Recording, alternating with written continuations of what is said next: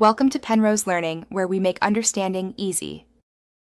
You start by creating a safety net, export the specific registry hive, or make a system restore point so you can reverse changes. Once done, close all applications and, if necessary, temporarily disable antivirus that intercepts edits.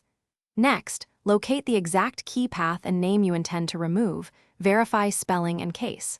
This prevents accidental damage. Make sure to note permissions and ownership for that key before proceeding, because the next you run Registry Editor or PowerShell with administrator privileges. This gives required access. Once in, take ownership of the key and set permissions to full control if the system prevents modifications. Then export the key as a backup file so you can restore if needed.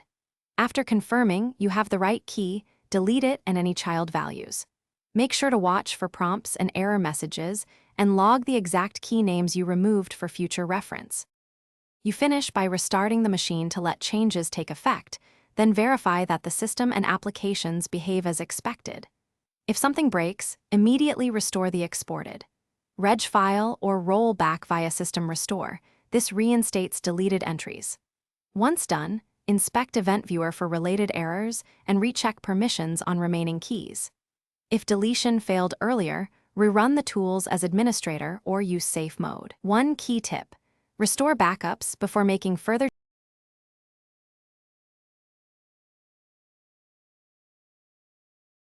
Thanks for watching. If this was helpful, leave a like and consider subscribing. See you next time.